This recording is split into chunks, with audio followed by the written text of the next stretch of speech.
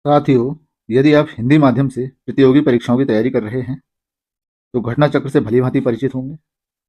और यदि आप सामान्य भूगोल का रिवीजन या प्रैक्टिस करना चाहते हैं, तो इनका तीसरा खंड आपके लिए काफ़ी उपयोगी हो सकता है। नमस्कार साथियों, स्वागत है आपका इस वीडियो में। विश्व का भूगोल के अंतर्गत हम लोग अब तक 36 अध्याय पूर्ण कर चुके हैं। इस वीडियो में देखेंगे 37वां अध्याय, चक्रवात। चक्रवात अर्थात साइक्लोन सामान्यतः निम्न दाब के केंद्र होते हैं, जिनके चारों ओर संकेंद्रीय समवायुदाब रेखाएं विस्तृत होती हैं। केंद्र से बाहर की ओर क्रमशः वायुदाब बढ़ता जाता है। फलस्वरूप परिधि से केंद्र की ओर हवाएं चलने लगती हैं।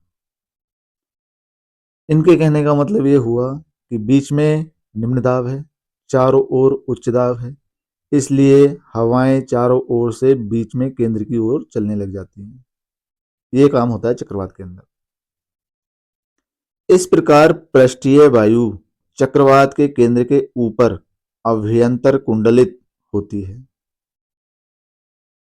जिससे हवा चक्रवात के केंद्र में अभिसारित होती है। अपसारित और अभिसारित समझ रहे हो? चक्रवाती परिसंचरण में वायु की दिशा का प्रारूप दोनों गोलार्धों में भिन्न भिन्न होता है। ये चीज इंपॉर्टेंट है। चक्रवात में वायु प्रवाह की दिशा उत्तरी गोलार्ध में घड़ी की सुइयों की दिशा के विपरीत तथा दक्षिणी गोलार्ध में घड़ी की सुइयों की दिशा के अनुकूल होती है। चक्रवात में जो वायु के बहने की दशा है, उसकी बात कर रहे हैं। उत्तरी गोलार्ध में ये एंटी क्लॉकवाइज होती है, घड़ी की सुइयों के विपरीत, और दक्षिणी गोलार्ध में ये क्लॉकवाइज होती है, घड़ी की सुइयों की दिशा के अनुकूल। ये कह रहे हैं। चक्रवात के अलग अलग भागों में विभिन्न प्रकार की वायु राशियों तथा तापक्रमों के कारण मौसम में अनेक अनियमितताएं होती हैं। चक्रवात के आगमन के साथ वायु का वेग मंद हो जाता है, वायु दाब गिरने लगता है, पक्षाप तथा पक्षाप स्तरीय मेघ छा जाते हैं। उष्ण वाताग्र के आने पर वर्षा प्रारंभ हो जाती है। क्योंकि इस वाताग्र में गर्म हवा धीरे धीरे ऊपर उठती है, अतः वर्षा मंद गति से होती है। तो ये वाताग्र क्या चीज है, ये भी आपको पता होना चाहिए। इस चक्रवात के गुजर जाने पर उष्ण वृत्तांश का आगमन होता है।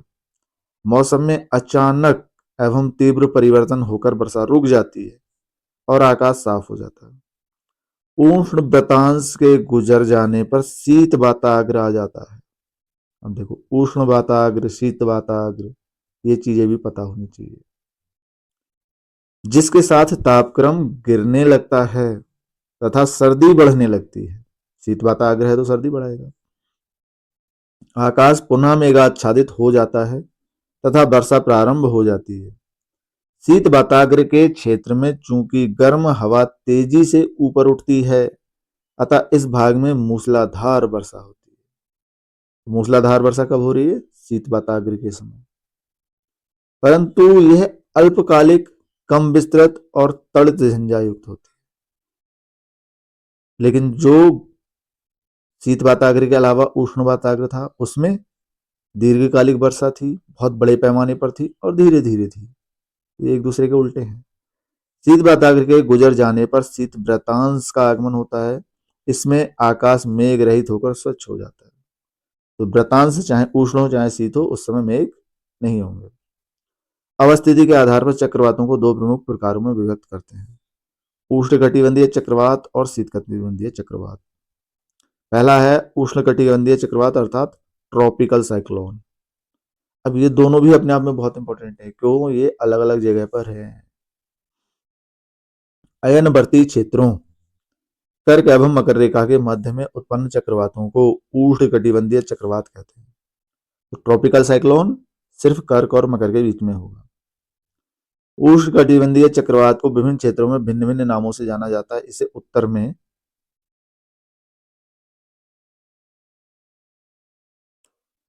उत्तर एवं उत्तर पश्चिम ऑस्ट्रेलिया में बिली बिली, ऑस्ट्रेलिया के कौन से हिस्से में? उत्तर एवं उत्तर पश्चिम वाले हिस्से में बिली बिली, चीन में टाइफून, संयुक्त राज्य अमेरिका में हरिकेन और भारत में चक्रवात के नाम से जाना जाता है। संयुक्त राज्य अमेरिका के बृहत मैदान के क्षेत्र में ध्रुवीय ठंडी वायु राशियों और मैक्सिको की खाड़ी की गर्म आर्द्र उष्णकटिबंधीय वायु राशियों के मिलने से भयंकर चक्रवातों का विकास होता है, जिन्हें टॉर्नेडो के नाम से जाना जाता है। ये भी ध्यान रखिएगा भाई, टॉर्नेडो ये कब बन रहा है? जब दो तरह की अलग अलग टाइप की वायु राशियां मिल जाती हैं। टॉर्नेडो प्रभावित बृहत मैदानी भाग टॉर्नेडो एली के नाम से प्रसिद्ध है। इस टॉर्नेडो एली में मुख्यतः, अब ये टॉर्नेडो है कहां पर वो बताया है इन्होंने, मिसिसिपी मिसौरी घाटी के टेक्सास, ओक्लाहामा, कंसास और नेब्रास्का राज्य सम्मिलित हैं। टॉर्नेडो यद्यपि समस्त उष्ण एवं उपोष्ण कटिबंधों में आते हैं, परंतु कैरेबियन सागर और अमेरिकी क्षेत्र प्रमुख टॉर्नेडो प्रवण क्षेत्र है। ये कैरेबियन सागर के आसपास वाला क्षेत्र। फुजीटा स्केल का प्रयोग टॉर्नेडो की तीव्रता मापने के लिए किया जाता है। फुजीटा स्केल टॉर्नेडो की तीव्रता के लिए। इसका नामकरण इसके आविष्कारक तेत्सुआ थियोडोर फुजीटा के नाम पर किया गया। इन्हें जापानी एवं अमेरिकी नागरिकता प्राप्त थी। हरिकेन एक उष्णकटिबंधीय चक्रवात है। यह उत्तरी अमेरिका में मुख्यतः टेक्सास, मैक्सिको तथा फ्लोरिडा के तटीय क्षेत्रों और वेस्ट इंडीज को प्रभावित करता है। साफिर सिम्पसन मापक का उपयोग हरिकेन द्वारा क्षति के मापने के लिए किया जाता है। तो हरिकेन वाले के लिए है साफिर सिम्पसन मापक। टाइफून भी उष्णकटिबंधीय चक्रवात है।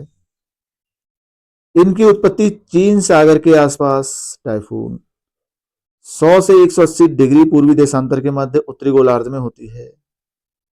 उष्ण कटिबंधीय चक्रवातों में आयला, थाने एवं नीलम ने भारत को प्रभावित किया था। नरगिस उष्ण कटिबंधीय चक्रवात है, जिसके द्वारा म्यांमार में व्यापक तबाही हुई थी। शीतोष्ण कटिबंधीय चक्रवात, इनको कहते हैं टेम्परेट साइक्लोन।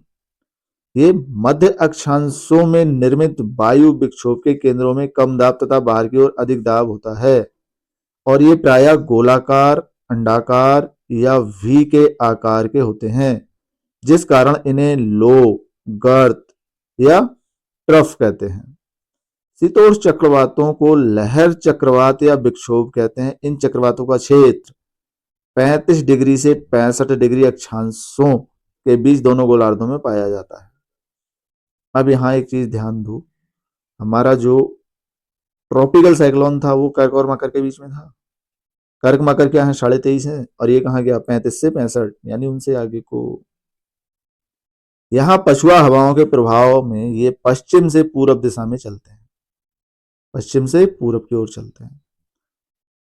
प्रति चक्रवात यानी एंटी साइक्लोन वृत्ताकार समदाब रेखाओं द्वारा घिरा हुआ वायु का ऐसा क्षेत्र होता है जिसके केंद्र में वायुदाब उच्चतम होता है, बाहर की ओर घटता जाता है, जिस कारण हवाएं केंद्र से परिधि की ओर चलती हैं, यानी इसकी सारी कंडीशन चक्रवात से उल्टी होती हैं। प्रति चक्रवातों में हवाएं उत्तरी गोलार्धों में घड़ी की सुइयों की दिशा के अनुकूल और दक्षिणी गोलार्ध में घड़ी की सुइयों की दिशा के प्रतिकूल हो जाती है, यानी डायरेक्शन भी पलट गए चक्रवात के हिसाब से। चक्रवात में जो थे उसके ठीक उल्टे हो गए। प्रति चक्रवातों में सामान्यतः मौसम साफ होता है तथा हवाएं मंद गति से चलती है। कंडीशन भी पलट गई, देखो चक्रवात में बारिश थी, यहां साफ मौसम हुआ। उष्णकटिबंधीय अक्षांशों में दक्षिणी अटलांटिक तथा दक्षिण पूर्वी प्रशांत क्षेत्रों में चक्रवात उत्पन्न नहीं होने का प्रमुख कारण समुद्री पृष्ठों का ताप निम्न होना है। बैरोमीटर में पारे के तल की अचानक गिरावट तूफान के आने का सूचक है। ये भी बहुत इंपॉर्टेंट है, अक्सर पूछते हैं क्वेश्चन। आगे प्रश्न दिए हैं, प्रश्नों को देखा जाता है। पहला प्रश्न है, निम्नलिखित कथनों पर विचार कीजिए। जेट प्रवाह केवल उत्तरी गोलार्ध में होते हैं? गलत, दोनों जगह होते हैं। केवल कुछ चक्रवात ही केंद्र में वाताक्षिक उत्पन्न करते हैं? हाँ, ये बात सही है। चक्रवात की वाताक्षी के अंदर का तापमान आसपास के तापमान से लगभग 10 डिग्री सेंटीग्रेड कम होता है। नहीं यार, ये भी गलत कह रहे हैं। सिर्फ ये दो सही है, सिर्फ दो, ऑप्शन सी। डिटेल देख लेते हैं। जेट प्रवाह पृथ्वी की सतह से 5 से 9 मील की ऊंचाई पर सामान्यतः पश्चिम से पूर्व में दोनों गोलार्धों में बहने वाली तीव्र हवा है। तीव्र चक्रवातों के केंद्र में जहां निम्न वायु दाब तथा उच्च ताप बाहरी वातावरण की तुलना में लगभग 5 डिग्री से अधिक होता है, चक्रवात का आंख कहलाता है, यानी आई। कमजोर चक्रवातों में ये विश्रृंखलित हो जाता है, अतः इसमें आंख नहीं होती है कमजोर चक्रवातों में। और ये जो 10 डिग्री कह रहे थे वो 10 नहीं 5 है। दूसरा प्रश्न, कथन कारण।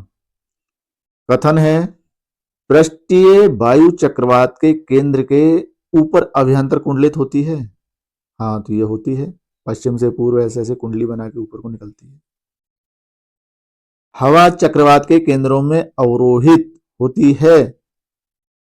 हाँ, ये भी सही है, केंद्र की बात कर रहे हैं ना, केंद्र में तो ये कुंडली जो बन रही है, कुंडली के अंदर जो हवा ऊपर होती है वो नीचे को गिर जाती है, तो बिल्कुल जो आई है केंद्र वहां पर गिरती है। तो इसका सही उत्तर ऑप्शन ए है। डिटेल ये दिया देखो, चक्रवात सामान्यतः निम्न दाब के केंद्र होते हैं जिनके चारों ओर संकेंद्रीय समवायुदाब रेखाएं विस्तृत होती हैं। केंद्र से बाहर की ओर क्रमशः वायुदाब बढ़ता जाता है, फलस्वरूप परिधि से केंद्र की ओर हवाएं चलने लगती हैं। इस प्रकार पृष्ठीय वायु चक्रवात के केंद्र के ऊपर अभ्यंतर कुंडलित होती है, जिससे हवा चक्रवात के केंद्र में अभिसरित अवरोहित होती है। अतः कथन और कारण दोनों सही हैं। स्पष्टीकरण इसका बिल्कुल सही। चक्रवात की दिशा उत्तरी गोलार्धों में घड़ी की सुइयों के विपरीत और दक्षिणी गोलार्धों में अनुकूल होती है, यानी उत्तरी गोलार्ध में ये एंटी क्लॉकवाइज चलते हैं और दक्षिणी गोलार्ध में क्लॉकवाइज चलते हैं, ये ध्यान रखिएगा। अच्छा, चक्रवात में भी ना मेजर और माइनर फैक्टर है, इसको जब डिटेल में पढ़ा जाएगा तो सही से समझ में आएगा। यहाँ कई सारी चीजें होती हैं, मान लो ये मेरा चक्रवात चल रहा है, तो इसके बीच में ये इसका केंद्र हुआ, चारों ओर से हवा केंद्र की तरफ आएगी, यहाँ की हवा ये स्पाइरल होके ऊपर को उठेगी और बिल्कुल सेंटर में जो पिन पॉइंट होगा, यहाँ हवा का कोई मूवमेंट नहीं होगा, शांत रहेगी। आई बॉल कहते हैं इसको, और आई बॉल का जो सेंटर पॉइंट है इसमें, तो ये चारों ओर से तो हवा ऊपर उठ रही है यहां से, लेकिन बिल्कुल सेंटर में देखेंगे तो हवा नीचे गिरती है। बाकी जब डिटेल में पढ़ेंगे तो अच्छे से समझेंगे इसको। प्रश्न 3, चक्रवात के दिए गए रेखा चित्र में ए, बी, सी और डी से अंकित क्षेत्रों में से किस एक में भारी मूसलाधार अल्पकालिक तड़ित झंझा युक्त वर्षा होती है? अब देखो प्रश्न ध्यान से, मूसलाधार अल्पकालिक तड़ित झंझा, ये कहां था?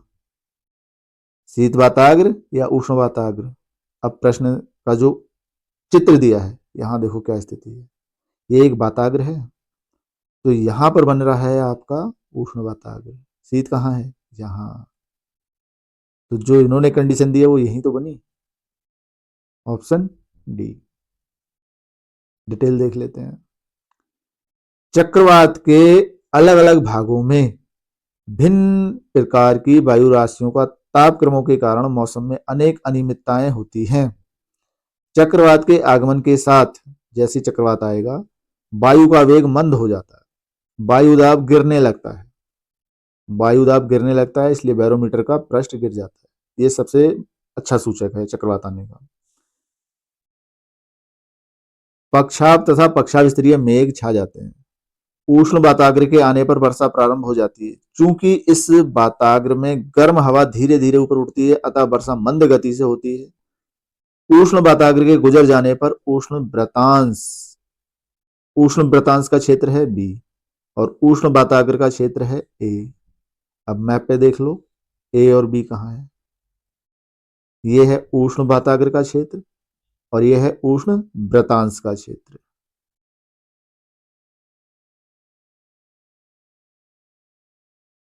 मौसम में अचानक और तीव्र परिवर्तन होकर वर्षा रुक जाती है और साफ आकाश और आकाश साफ हो जाता है। उष्ण वृत्तांश के गुजर जाने पर शीत वाताग्र आ जाता है। डी पॉइंट, जिसके साथ तापक्रम गिरने लगता है, सर्दी बढ़ने लगती है, आकाश पुनः मेघाच्छादित हो जाता है, वर्षा प्रारंभ हो जाती है। शीत वाताग्र के क्षेत्र में चूंकि गर्म हवा तेजी से ऊपर उठती है, अतः इस भाग की वर्षा मूसलाधार होती है, परंतु अल्पकालिक, कम विस्तृत और तड़ित झंझा युक्त होती है।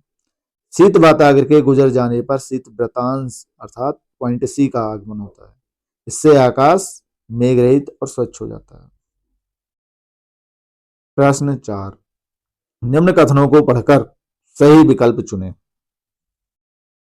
समुद्र से दूरी बढ़ने पर उष्णकटिबंधीय चक्रवात का बल कम हो जाता है, बिल्कुल सही। दूसरा है, उष्णकटिबंधीय चक्रवात को ऊर्जा समुद्र सतह से प्राप्त जलवाष्प की संघनन क्रिया में छोड़ी गई गुप्त ऊष्मा से मिलती है, जो कि समुद्र सतह से दूर जाने पर कम हो जाती है, बिल्कुल सही। दोनों सही हैं, ऑप्शन ए सही होगा। अब आपको ध्यान होगा, हमारे यहाँ बंगाल की खाड़ी में और अरब सागर में उष्णकटिबंध आते हैं। तटीय क्षेत्र में वो भयंकर विध्वंस मचाते हैं, धीरे धीरे अंदर बढ़ते हैं और समाप्त हो जाते हैं। वही चीज तो यहाँ कह रहे हैं कि समुद्र से दूरी बढ़ने पर इनकी शक्ति कम हो जाती है, और ये ऊष्मा कहाँ से प्राप्त करते हैं? समुद्र सतह की जल वाष्प से, वहां से प्राप्त करते हैं ऊष्मा। तो जब तक ये समुद्र की सतह पर रहते हैं तब तक इनकी शक्ति बढ़ती रहती है, और जैसे ये स्थल को टच करते हैं इनकी शक्ति कम होने लगती है, थोड़े अंदर तक जाकर ये समाप्त हो जाते हैं।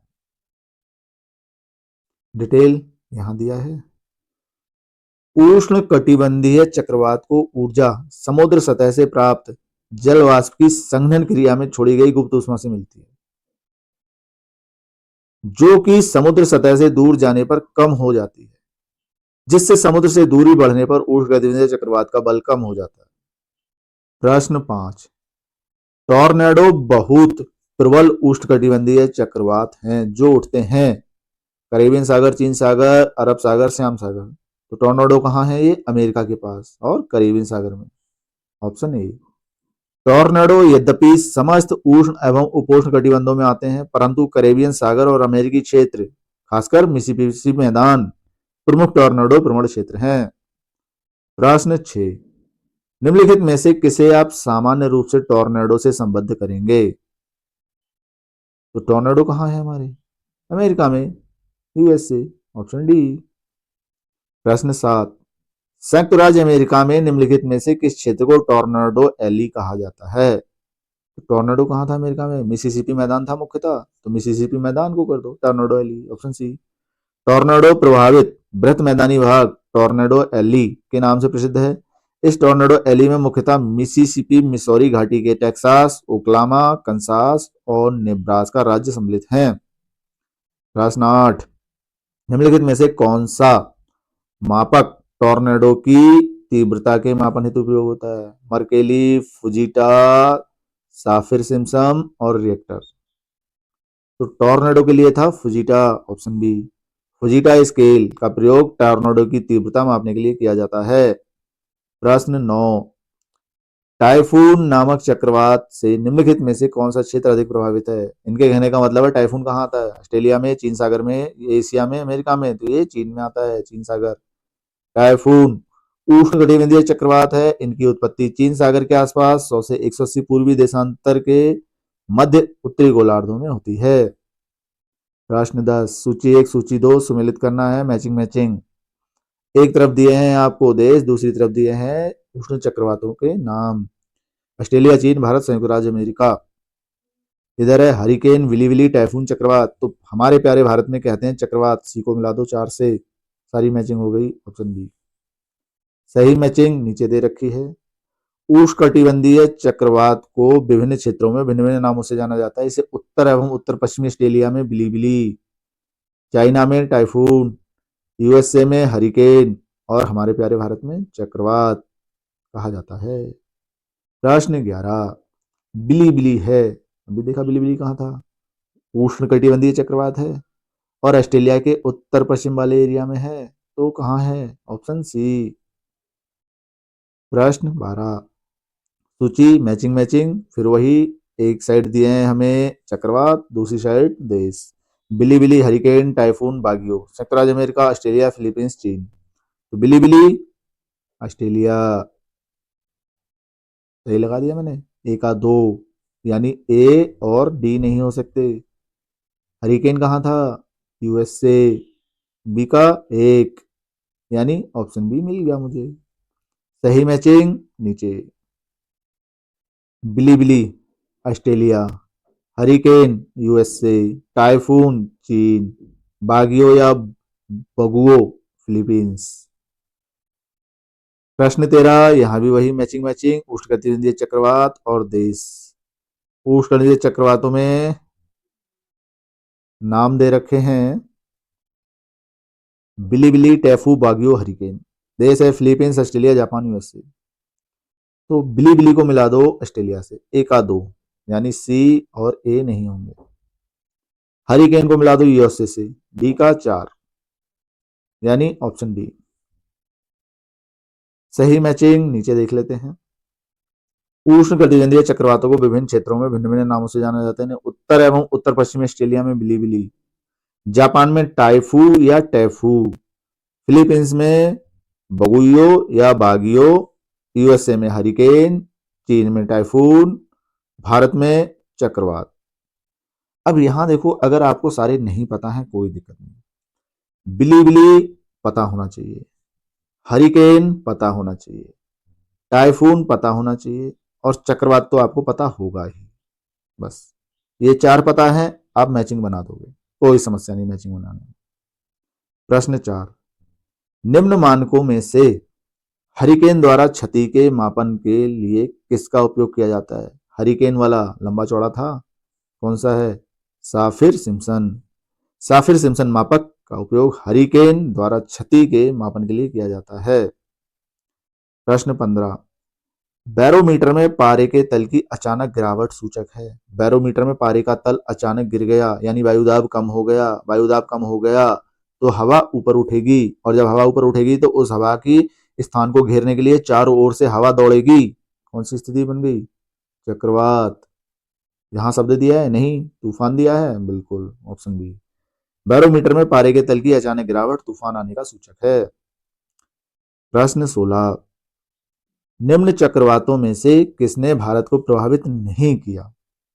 तो भारत के अलावा कहीं और प्रभावित किया होगा। पहला नरगिस, थाने, नीलम। तो नरगिस इंडिया में नहीं आया था, ये कहां था, म्यांमार में। नरगिस चक्रवात द्वारा भारत प्रभावित नहीं हुआ, नरगिस चक्रवात म्यांमार में व्यापक तबाही हुई थी इससे।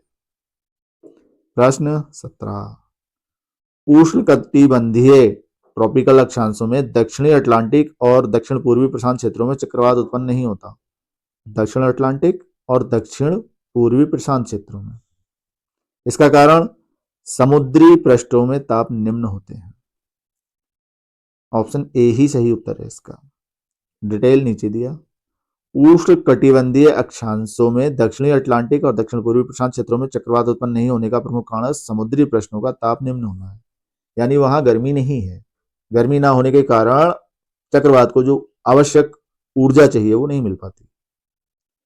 प्रश्न 18, ग्लोबल वार्मिंग के कारण निम्नलिखित में से किसकी आवृत्ति और तीव्रता बढ़ रही है। चक्रवात, आंधी, तूफान, सभी। ये तो सभी है, कॉमन क्वेश्चन है। तो डिटेल इन्होंने नीचे दे दिया है। प्रश्न 19, सूची 1 को सूची 2 से मिलाना है, मैचिंग मैचिंग करना है। आंधी तूफान अगस्त 19, सबसे अधिक प्रभावित देश। अच्छा, एक प्रश्न मेरे मन में आया, कोई बताएगा। ये बताओ, चक्रवात भूमध्य रेखा पर आते हैं या नहीं। कोई भी चक्रवात, चाहे उष्णकटिबंधीय हो चाहे शीतकटिबंधीय हो। साइक्लोन हमारी जो भूमध्य रेखा है, विषुवत रेखा है, वहां आते हैं या नहीं। चलो अब इस प्रश्न को देखो, मैचिंग करना है। डोरियन, हिगिविस, लाकिमा, मिताग। इधर है बहामास, चीन, जिजुजू, दक्षिण कोरिया, जापान। इसका सही उत्तर बी दे रखा है। उसके हिसाब से मैचिंग इसकी नीचे आ गई। देखो ठीक ठाक मैचिंग जो है, सूची 1 को सूची 2 का सही से मिल।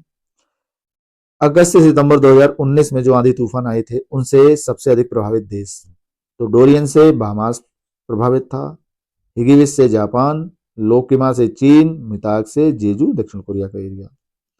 अब ये प्रश्न जो है 2019 का और 2019 में ही पूछा गया है। इस तरह के प्रश्न आने के चांस अब हैं, लेकिन वर्तमान वाले के, अब ये तो 2019 के हैं, इनके आने के चांस कम है, लेकिन इस समय जो आ रहे हैं वर्तमान में, कौन सा तूफान कहाँ आ रहा है, कौन सा चक्रवात कहाँ आ रहा है, वो पूछे जाएंगे। वो करंट अफेयर का सेक्शन में आएगा।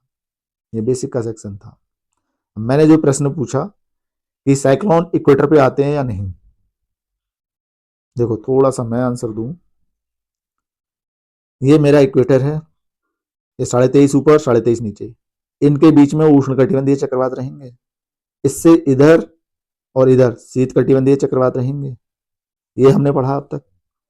लेकिन ये 0 डिग्री है और 0 के थोड़ा सा ऊपर, यानी मान लो 5 ऊपर और 5 नीचे, ये डोल्ड्रम का एरिया है। और डोल्ड्रम में उष्णकटिबंधीय चक्रवात नहीं बनते। संवहनीय धाराओं के कारण बहुत भयंकर गर्मी पड़ती है, भयंकर वर्षा होती है। चक्रवात इस डोल्ड्रम से ऊपर और नीचे रहते हैं। बाकी भाई अगर समझाने में कोई गलती हुई हो तो क्षमा करना। मुझे जो ध्यान था वो मैं बता रहा हूँ, एक बार मैं खुद देख लूँ। इसी के साथ यह अध्याय यहाँ संपन्न होता है। आशा करते हैं इस वीडियो में दी गई जानकारी आपके लिए काफ़ी उपयोगी साबित होगी। बाकी वीडियो में यहाँ तक बने रहने के लिए बहुत बहुत धन्यवाद।